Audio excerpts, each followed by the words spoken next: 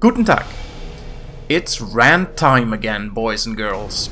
But first off, I will make no secret of the fact that this might be one of the last videos I'm going to make on Dark Souls 3 for a while. I'm closing in on being severely burned out on the game and find myself yearning for the Dark Souls 1 remaster to finally arrive. You better believe I'm going to play the shit out of that game and make content for it. Until then, uploads from me might slow down, but all the more I want to make this potential last one count. Which is why I'm going to tackle a topic that I find to be central to how the Souls-style multiplayer works and, more importantly, should work in the future. And this topic is players deliberately disconnecting from online play. How Souls games handle this phenomenon so far, and how they should handle it. Every invader and duelist knows exactly what I'm talking about, of course. You come close to beating an opponent, or maybe as an invader you just entered the world of a host after spamming your red eye orb for 5 minutes, just to find your target running in place, closely followed by a message that the connection has been lost, and a loading screen boots you back to your world. Since all of you know what I mean, I don't have to talk much about the frustration this can cause, even though I have to admit that it often also has something satisfying to it, just knowing that you frightened or annoyed someone so badly that they actually cheat against you. And yes, I have always called disconnecting cheating, and for a good reason. Cheating is defined as using means outside of the game and thus breaking the rules to either gain an unfair advantage or to not have to deal with a disadvantage the game entails. And the game rules are unambiguously clear in that regard. As soon as you participate in any multiplayer activity, be it co-op or being invaded, the menu option to quit the game is grayed out and cannot be used anymore. Furthermore, with Dark Souls 2 there was a system introduced which, in theory, punishes disconnecting by barring you from multiplayer if you do it too often. This makes it clear that the game does not consider disconnecting a valid move, and that's not particularly surprising, since I haven't seen any tutorial soapstone message telling you to press Alt F4 when things go south for you. And yet, the more people start playing Souls games, the more you see the infamous message, "Connection has been lost, returning to your world." And that's not surprising either. Players of video games are rational beings who optimize their success rate by any means possible, weighing risk and reward and coming to conclusions accordingly. And the fact of the matter is that so far, the risk of disconnecting does not outweigh the reward in any way, shape or form, which makes the Bone of Order and Way of White Circlet systems of Dark Souls 2 and 3 a clear failure. As much as I like to call disconnectors little baby ragers and or griefers, because that's what they are, I can't deny that there is some rationality to what they are doing. For all intents and purposes, there is no disadvantage to what they're doing, so why not do it? Because of honor? Yeah, right. It is a simple reality that one half of the players who disconnect do it because of an irrational fear of dying to a human opponent while having no problem dying to mobs and bosses at all, and the other half do it because it allows them to grieve other players even when they get outplayed by them, by denying them the victory and giving them a clear fuck you as a goodbye. From both of those groups, you should expect no form of self-respect and even less so respect for other players. And to be honest, game mechanics in online games should not build on such expectations to begin with. It's fruitless given human nature. Psychological experiments have shown over and over again that, for a behavior change in humans and other animals, there have to be immediate and clear consequences to behavior that is deemed unwelcome.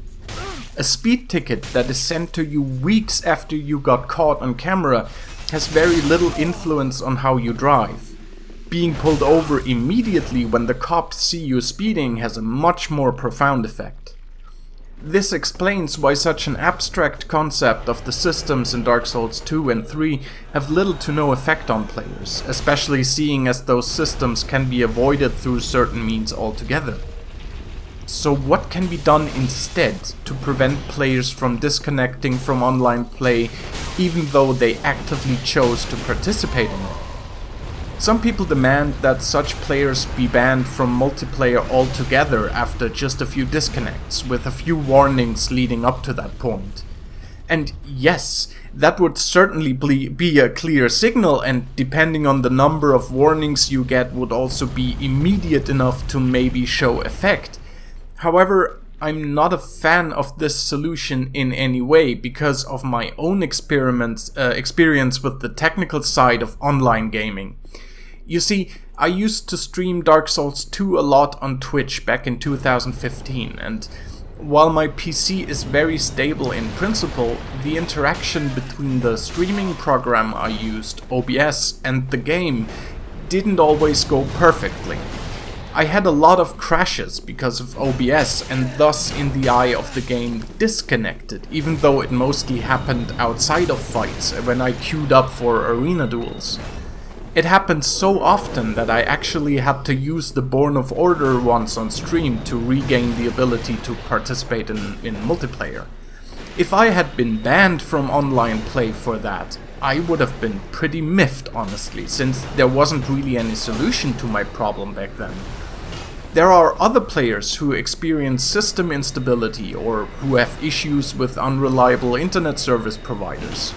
And while I do agree that those players should look into fixing their shit, I still maintain that barring those players from online play altogether is a much too hefty price for also removing those disconnecting little crybabies from the game. A temporary ban is not much better because this would have terrible consequences for streamers like I was back then. Instead of replacing a barely functional system with a much too drastic one, why not take an example from how other online games handle this issue? I've been playing a lot of online games in the past years, and all of them handle disconnects far better than Souls games do. As some examples, I will give Let It Die, Escape from Tarkov, and the hardcore mode of Diablo 3. All those games have in common that the consequences of death are far more meaningful than they are in Souls games. Yet all three games handle disconnecting in a way that makes it 100% clear that this shit is not going to fly and, more importantly, does not save you from dying whatsoever. In Souls games, you lose your human state, as well as a bit of progress, and leave a blood stain with your souls behind. Big whoop. You pop a humanity, human effigy, or ember, retrieve your bloodstain, and play 2 minutes to get back to where you were before. Problem solved. If you die in Let It Die, however, you have to buy back your dead character with ungodly amounts of in-game currency, or alternatively real-life money. In Escape from Tarkov, you lose all the equipment you had on you. Your rare armor, your expensive guns, your consumables, everything is gone for good. And in the hardcore mode of Diablo 3, you lose your character altogether. Did you put in hundreds of hours to build up that character, farming the best weapons and armor pieces? Well, too bad, all of that is gone. But boy howdy do those games drive home the point that you won't cheat your way out of dying in them. If you leave the game by any other means than the game offers you, your character stays in the world completely helpless since it is not controlled by you anymore. Meaning, you will die. Let It Die even takes it one step further and automatically kills you if you leave the game by any other way than using the menu option in your main base, the only place where the option to quit is available. Again, those games have much more drastic consequences for dying, and yet the mechanics make sure that you take the loss when you die. And this, ladies and gentlemen, is exactly how Souls games should handle this phenomenon in the future. Dying is not a big deal in Souls games. You barely lose anything. You absolutely, positively can be expected to accept the consequences of a death. So whenever your client disconnects from the matchmaking server or other clients, be it through pressing Alt F4, pulling the internet cable out of the socket, your system or ISP crapping itself, or whatever else, it should count as a death if you're playing online, with all the consequences. Your progress resets, you spawn back at the bonfire, human or ambered state is lost, bloodstain is where you died, and any hostile phantoms get their reward. I can guarantee you that not a single player is going to deliberately disconnect anymore, outside of cases where they encounter a cheater who might do something worse to them than simply killing them. Disconnects would not happen anymore simply because the consequence is immediate and clear. There's no advantage to be gained from it. And the beauty of it is, if it happens because of a system crash or an unreliable internet connection, it doesn't screw you over permanently like a ban solution would. Again, dying in Souls games is not a big deal, it happens all the time. If it happens once in a while because of a crash, it's not a problem. And if your game crashes a lot or your internet is too unreliable, it would give you a reason to look into fixing things or playing offline for the time being without barring you from participating in multiplayer as soon as those issues are gone. It is literally the perfect solution, and the fact that so many other online games handle it exactly this way bears witness to that.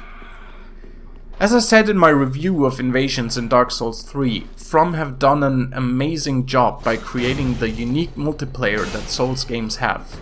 There's no reason for them to feel shame for it and to give players who want to play the system any leniency. It is okay from Software. You can enforce the rules of your game with effective measures, as long as you don't screw over players permanently. As I made clear in the past, I love the way Souls games bring people together, be it in cooperation or battle for survival. I accept the consequence of being invaded when I play online, and I embrace the fact that I will get ganked when I invade. Never really knowing what you get is the beauty of it. All that is left is to create an environment where everyone who plays online actually has to play by the rules. It is not a difficult concept to understand. Playing online is optional in Souls games. If you opt in to reap the benefits, you also have to accept the risks.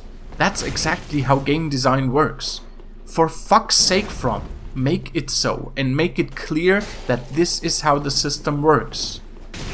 Might having to deal with the consequences of your own actions prevent some players from participating in multiplayer? Maybe.